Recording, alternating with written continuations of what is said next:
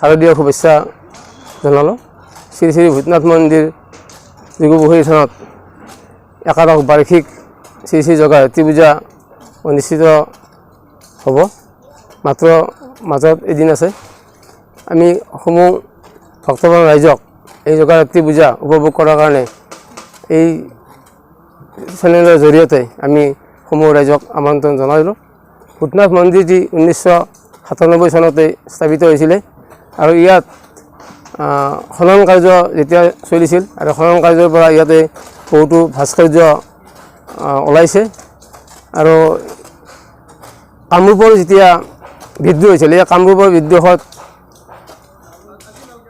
হৰদত্ত বীৰদত্তই ইয়াতে যুদ্ধ বিগ্ৰহ কৰি ইয়াতে এই পুখুৰী পাৰত ঐতিহ্যমণ্ডিত যোগী পুখুৰী পাৰত জিৰাইছিল আৰু মা কামাখ্যা দেৱীক যেতিয়া নৰকাসুৰে বিয়া কৰাবৰ কাৰণে পৰিস্থিতি চলাইছিল তেতিয়া মা কামাখ্যাই কৈছিলে যে তুমি এটা সেন্দুৰৰ ৰাস্তা বনাব লাগে আৰু তেতিয়াই নৰকাসুৰে একাঠিৰ ভিতৰত সেন্দুৰৰ ৰাস্তা চাংচাৰি হৈ এই ভূতনাথ মন্দিৰৰ আগেৰে মানে তেওঁ বান্ধি আহিছিলে। ঠিক এই ভূতনাথ মন্দিৰ মানে যোগী পুখুৰীৰ পাৰত ঠিক উপস্থিত হোৱাৰ লগে লগে মানে কুকুৰাই ডাক দিয়াৰ পিছত মানে ৰাতি পোহৰ হয় আৰু যাৰ ফলত তেওঁ দেৱীক বিয়া কৰিব নোৱাৰিলে। গতিকে এনে ধৰণৰ কিছু আখ্যান আছে আৰু ইয়াতে ভক্তসকলে যি মনোভাৱেৰে পূজা কৰে মানে সফল হয় বুলি আমাৰ ভক্তসকলে কয়। আৰু পূজাৰ পিছতো আমাৰ এই মন্দিৰত শ্ৰী শ্ৰী ভূতনাথ মন্দিৰত বিভিন্ন অঞ্চলৰ পৰা ভক্ত আহি ইয়াত নৈবেদ্য আগবঢ়ায় আৰু মানুহে বিশ্বাস কৰে যে এই মন্দিৰত মানে নৈবেদ্য আগবঢ়ালে মনৰ বাঞ্ছা পূৰ্ণ হয়।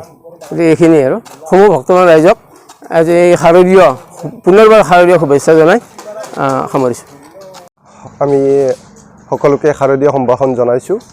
অহা 30 অক্টোবৰৰ পৰা 3 নৱেম্বৰ 2022 তাৰিখলৈ দিগুনপাল, লেজা, বৰডেকপাৰ, বৰুৱাজানী, বৰদৈপুখীয়া, আল্টা, কমলপুৰ এই বৃহত্তৰ অঞ্চলবাসী ৰাইজে মিলি 5 দিনীয়া বৰ্ণাঢ্য কাৰ্যসূচীৰে একাদশ বাৰ্ষিক শ্ৰী শ্ৰী জগধাত্ৰী পূজাখন উদযাপন কৰিব ওলাইছোঁ। এতিয়া প্ৰস্তুতি তুংগত, যিহেতু মাত্ৰ এটা দিন আছে মাজতে। আমি সমূহ ভক্তপ্ৰাণ ৰাইজৰ সহায় সহযোগিতা আৰু উপস্থিতি আন্তৰিকতাৰে কামনা কৰিছোঁ।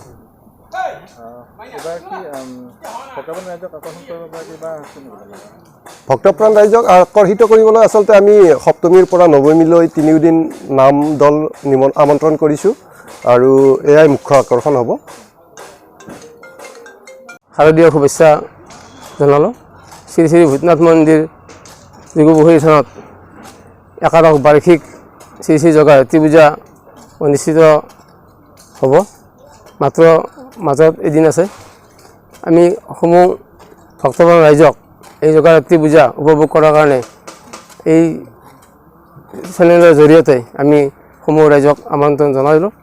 ভূতনাথ মন্দিৰটি 1997 চনতে স্থাপিত হৈছিলে আৰু ইয়াত খনন কাৰ্য যেতিয়া চলিছিল আৰু খনন কাৰ্যৰ পৰা ইয়াতে বহুতো ভাস্কৰ্য ওলাইছে আৰু কামৰূপৰ যেতিয়া বিদ্ৰোহ হৈছিল এই কামৰূপৰ বিদ্ৰোহত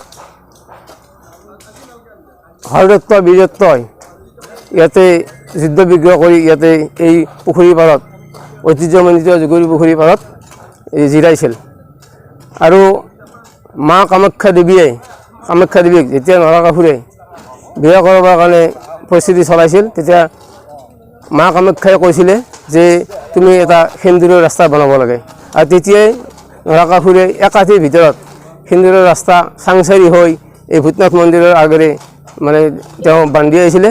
ঠিক এই ভূতনাথ মন্দিৰ মানে যোগী পুখুৰীৰ পাৰত ঠিক উপস্থিত হোৱাৰ লগে লগে মানে কুকুৰাই ডাক দিয়াৰ পিছত মানে ৰাতি পোহৰ হয় আৰু যাৰ ফলত তেওঁ